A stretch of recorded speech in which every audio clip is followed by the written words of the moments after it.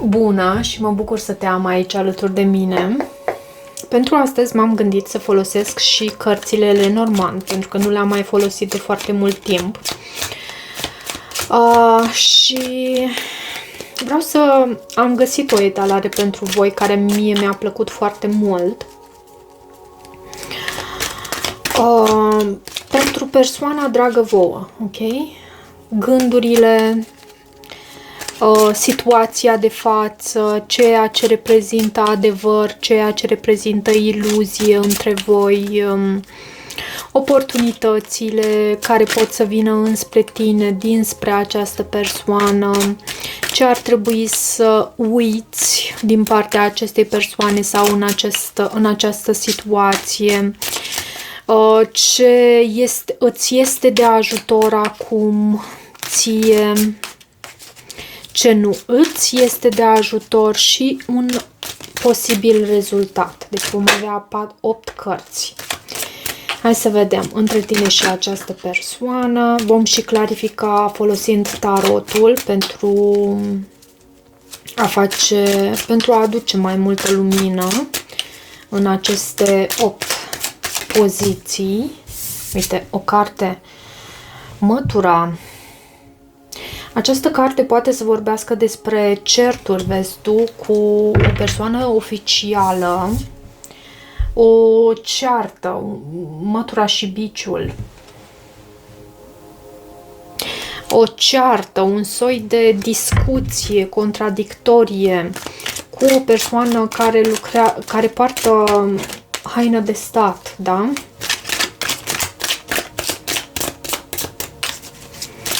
Mai amestec de câteva ori pachetul și după aceea am să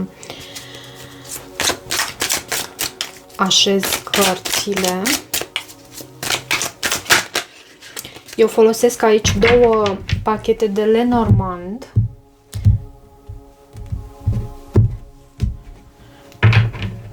Și la baza pachetului, foarte frumos, văd această energie feminină împreună cu energia masculină. Cineva curtează, te curtează sau curtezi tu pe cineva anume. Cineva care reprezintă o ancoră. Ancora ce înseamnă? E acel loc în care tu lași ancora și poate fi vorba despre cineva sau o situație pe care te poți baza. Reprezintă cheia, eliberare. Frumos, frumos, frumos, frumos. Hai să văd. Situația. Posibil să fii chiar tu în această poziție, în această postură, cu domnița privilegiată. Acest lucru e un fapt. Văd sicriul. Acest lucru este o iluzie și văd busola. Cauți ceva. Oportunitatea pe care tu poți o ai. Marele noroc. Foarte frumos.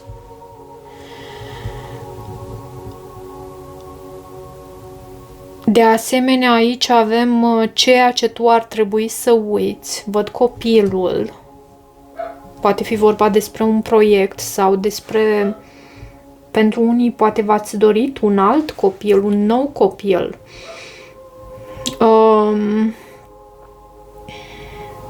Ce îți este de ajutor? Ocupația și jobul pe care tu îl ai. Ce nu îți este de ajutor? Norii, văd aici. Și să nu îți pui prea multe speranțe cu acești nori. Și rezultatul posibil, și e posibil, e necesar de fapt să dai acestei citiri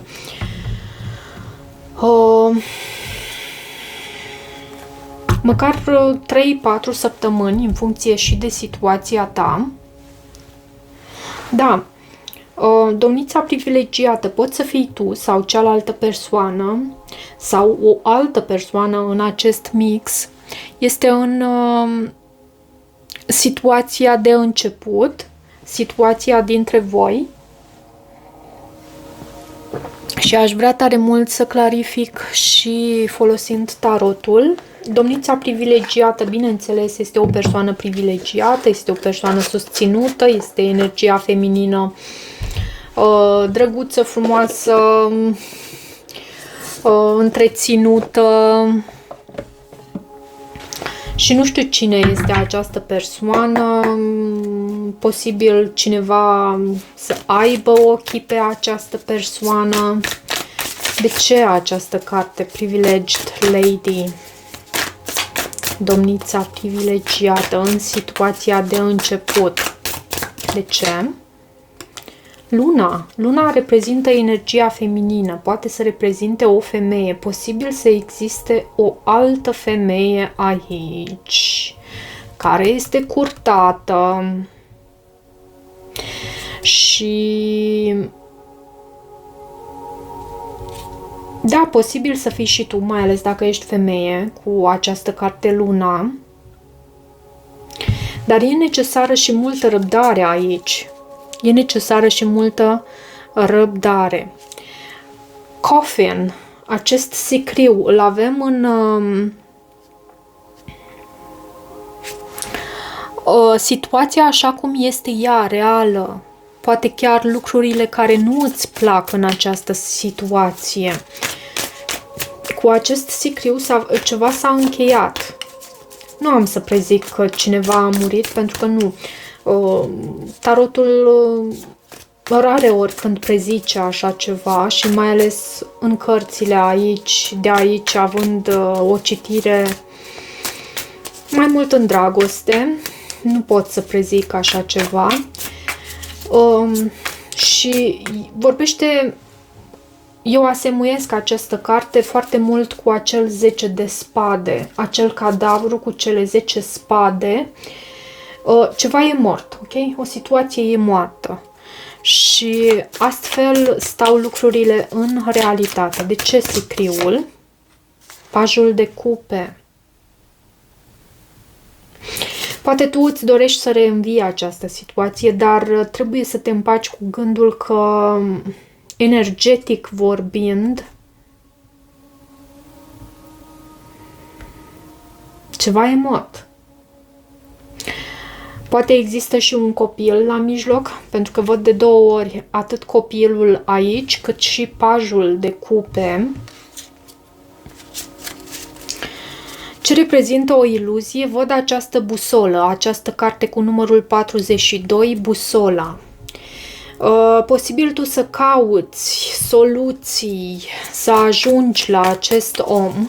Simt așa o energie mai apăsătoare, mai ales pe dragoste, pe finanțe nu. Pe finanțe nu, dar pe dragoste da. Tu cauți soluții să ajungi la acest om, dar asta reprezintă de fapt o iluzie. Tu te gândești de fapt că acest om poate să reprezinte cealaltă persoană pentru tine și da, idealul tău e înalt. Văd și steaua aici, la baza pachetului. Busola și steaua sunt energii asemănătoare pentru mine, în sensul că noi, folosindu-ne de steaua Nordului, ne ghidăm în noapte și poate fi ca o busolă, nu? Dar e ceva greu aici de obținut. Tu ești o regină de bâte, posibil să ai această energie feminină de foc, ești o luptătoare, dar e ceva greu aici și reprezintă o iluzie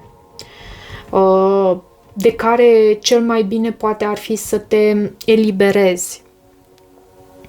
În această poziție avem, în poziția în care avem cartea Great Fortune, Marele Noroc, aici reprezintă ceea ce tu ai.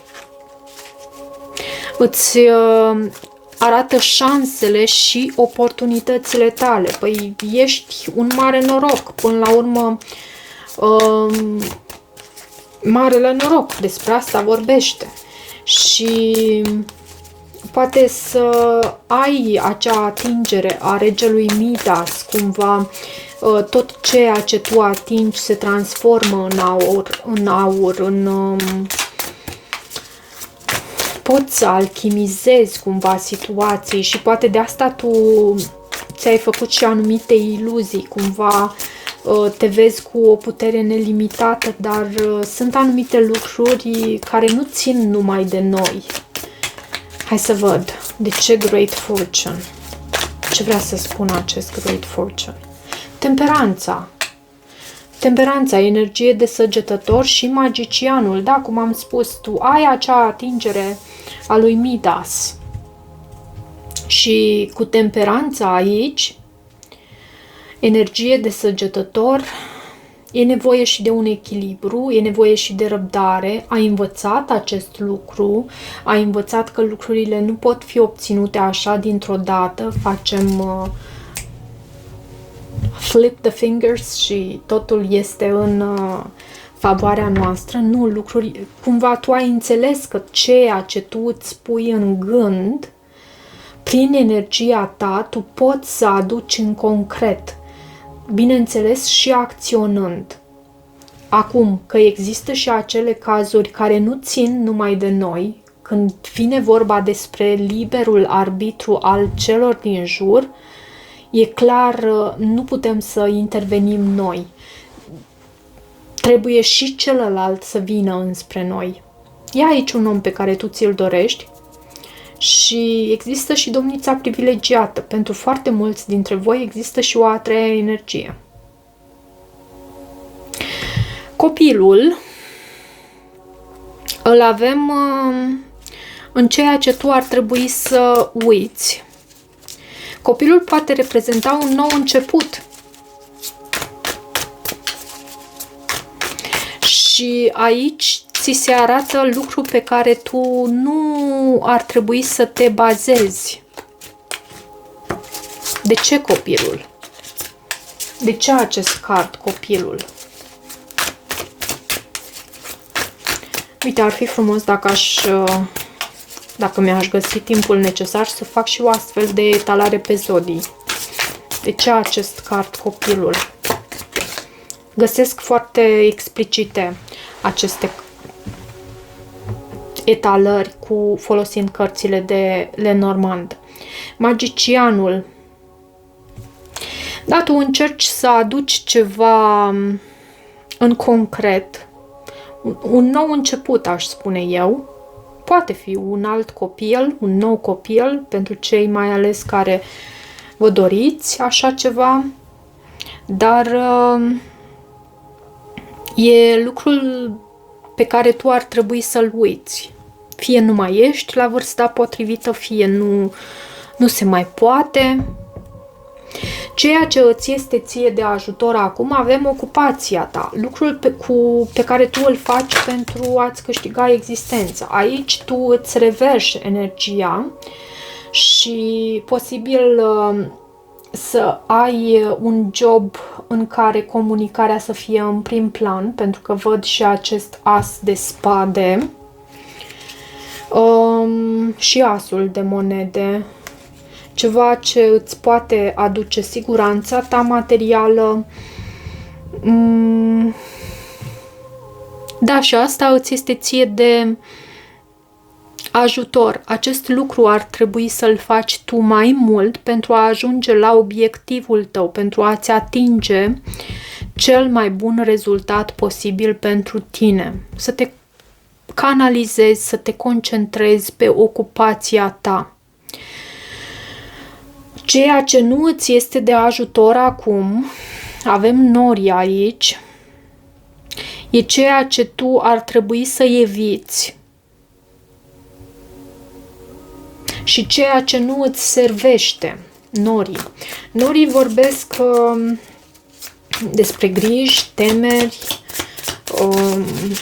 acele vremuri mai tulburi, să nu pui prea mult accent pe ceea ce este negativ în viața ta, pentru că riști așa să agiți mai mult situația. De ce norii? De ce norii în ceea ce nu îți este de ajutor ție? De ce norii? Asul de spade, comunicarea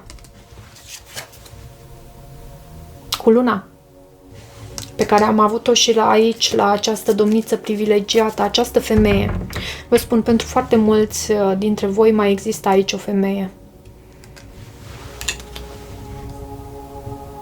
Indiferent că ești bărbat sau femeie. Și comunicarea despre această persoană nu este indicată în această perioadă.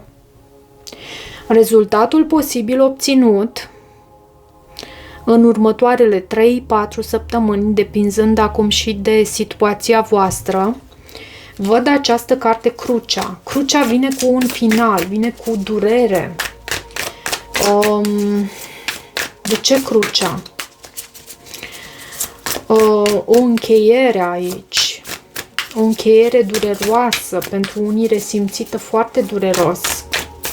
De ce Crucea? Roata norocului. Lucrurile se schimbă și va fi necesar să fii puternic, să îți păstrezi puterea. Roata norocului este energie jupiteriană și roata norocului, bineînțeles, vine cu schimbări. E o perioadă mai conflictuală pentru tine pe final de perioadă.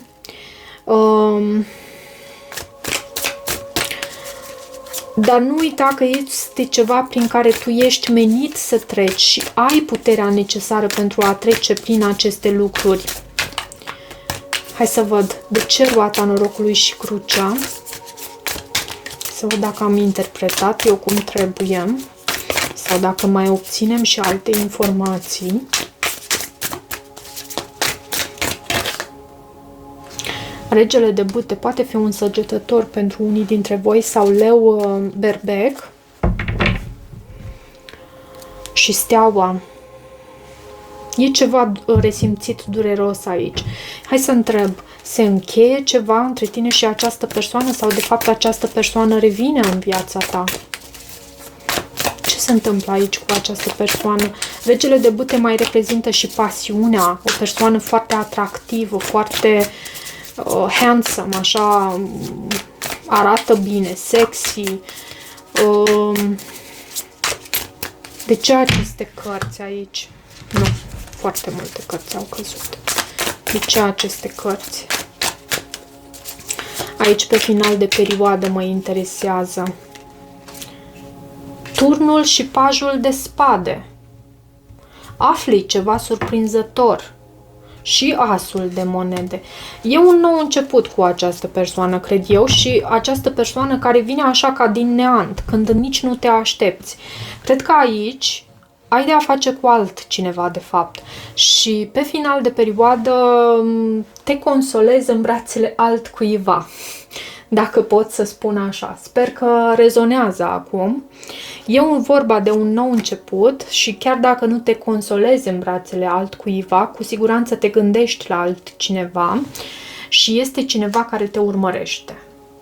Îl urmărești, o urmărești, te urmărește, ceva de genul acesta este energia. Poate în trecut s-a încheiat ceva cu această persoană, oricum ar fi, acum poți să primești un cadou de la această persoană, să ai parte de un nou început cu această persoană, cu acest as de monede care poate duce înspre acel 10 de monede, înspre această abilitate pe care tu ți-o dorești. Ok, frumos în cele din urmă, dar nu cu cine te aștepți tu și nu la cine te aștepți tu sau cu cine îți dorești tu inițial. Văd aici o energie care te duce într-o altă parte, într-o cu totul altă parte și te văd pe tine că ai atingerea lui Midas. Ești o persoană care aduce noroc în viețile celor din jur. Și nu doar în viețile celor din jur, și în situația ta de viață, în felul în care îți trăiești tu viața. Ok, cam atât pentru astăzi, dragilor. Dacă rezonați cu acest videoclip, nu uitați să vă abonați canalului, să mai treceți pe aici.